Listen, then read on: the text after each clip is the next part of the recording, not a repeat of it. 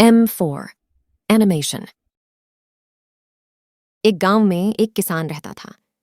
वह दिन भर खेत में मेहनत कर उसमें उपजी फसल से अपने परिवार का भरण पोषण करता था। लेकिन कुछ वर्षों से मौसम की मार के कारण उसके खेत में अच्छी फसल नहीं हो पा रही थी। कभी बाढ़, तो कभी ओले, तो कभी सूखे से उसकी फसल बर्बाद हो रही थी। इस कारण वह दुखी रहा करता था। एक दिन दुखी होकर वह परमात्मा को कोस रहा था।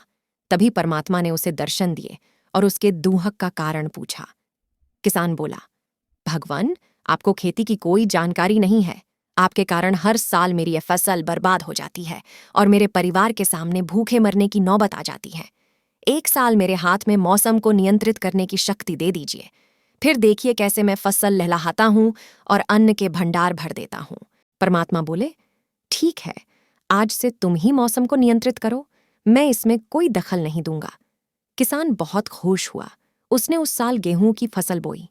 मौसम का पूरा नियंत्रण उसके हाथों में था। उसने धूप, पानी सब अपने हिसाब से आने दी।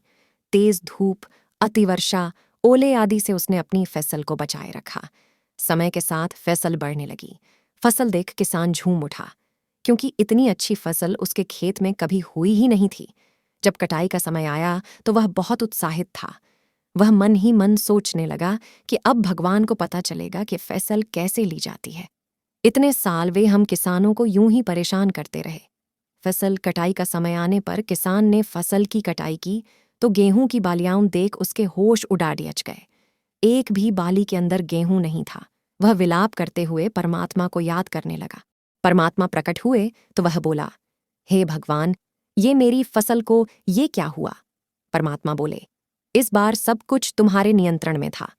तुमने हवा, पानी, धूप सब कुछ तो फसल के अनुकूल रखी, फिर भी वह खोखली रह गई। जानते हो क्यों? इसका कारण है कि तुमने फसल को संघर्ष का अवसर ही नहीं दिया। न वह कडीडी डंढाई धूप में तापी, न ही बारिश की तेज बौछारों को सहा, न ही वह तूफानी अंधरदाह से जूझी। इस कारण वे खोखली रह गई। कड़ही धूप, तेज वर्षा, आंधी तूफान जैसी चुनौतियों के आगे फसल खुद को बचाने संघर्ष करती हैं। इन चुनौतियों का सामना करने से जिस शक्ति और ऊर्जा का संचार उनमें होता है, वही अंततः अन्न के रूप में उनकी बालियों में संग्रहित होता है। इस बार बिना संघर्ष के वे खोखली रह गई। सीख, जीवन में चुनौतियां और संघर्ष अति आवश्यक है।